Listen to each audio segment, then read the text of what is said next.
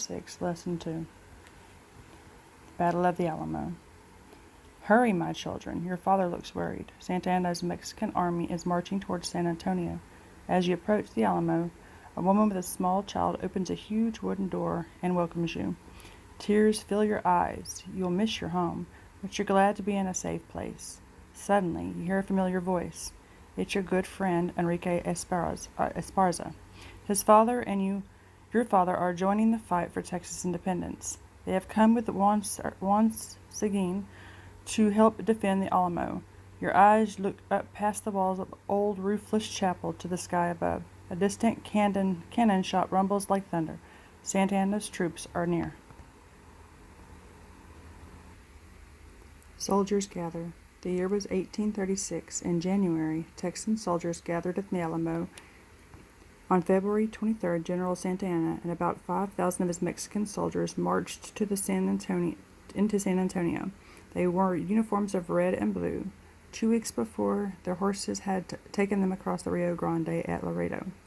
Santa Anna's army was ready to attack the Alamo in a siege that would surround the walls of the mission and force the Texans to surrender. Remember that only months before, Mexican soldiers had surrendered to the forceful Texans in San Antonio. At that time, Mexican General Cos had raised a white flag above the Alamo. A white flag is a signal of surrender. The surrender had made Santa Anna furious. After all, Texas was still part of Mexico. Santa Anna was set to defeat the Texan army and stop the revolution.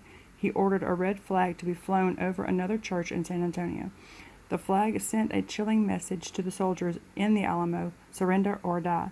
The Texans responded by firing a cannon. This meant they were ready to fight. However, they numbered only about 150 men. The fall of the Alamo. Among the leaders of the defenders of the Alamo were William B. Travis, Davy Crockett, and James Bowie. This small group did not have uniforms. They did have good weapons, but what they needed most were soldiers. On February 24th, the fighting began. Travis sent a letter to the people of Texas and all Americans in the world. It was a plea for help.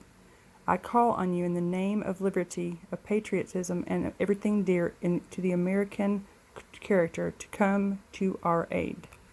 The newly formed Texan force remained small, even though it grew to about 185 soldiers.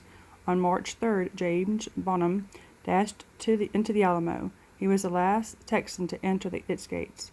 He had gone to get help from Colonel James Fannin at Goliad, but one of Fanning's wagons had broken down on the way. Fannin and his troops returned to Goliad. This was bad news for the soldiers within the walls of the Alamo. Legend has it that Colonel Travis then drew a line in the sand with his sword. He asked those who would stay with him to step over the line.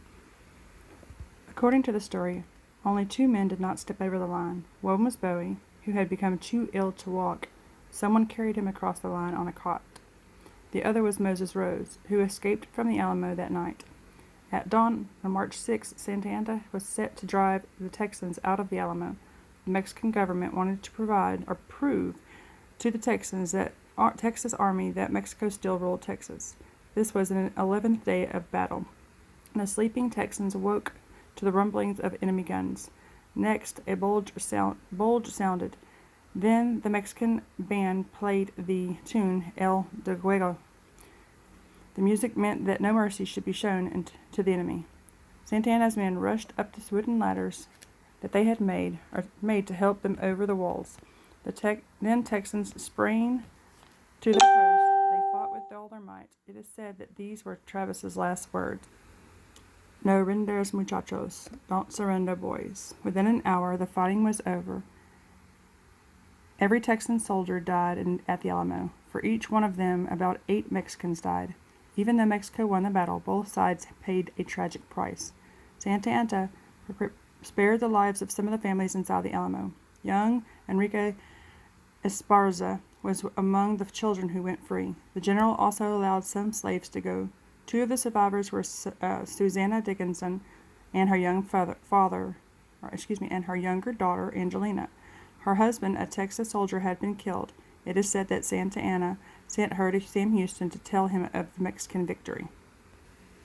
Remember the Alamo. You can visit the Alamo in San Antonio today. It is a historic landmark. Why does it hold such special meaning in the hearts of modern-day Texans? In the next lesson, you will discover how the bloody battle at the Alamo inspired Sam Houston's troops to win the war. Their battle cry soon became "Remember the Alamo." But many Texans honor the Alamo soldiers for yet another reason. These soldiers never knew they were fighting for a new nation. They had not heard that Texas had declared its independence on March 2nd. The brave Anglo-American and Tejano soldiers of the Alamo knew only that it was worth a steep price, their lives. Fact file. William Travis was a lawyer by profession. At age 26, he led the Texas force at the Alamo after James Bowie became too ill to command. Davy Crockett led a troop of 17 volunteers from Tennessee to fight for Texas freedom at the Alamo.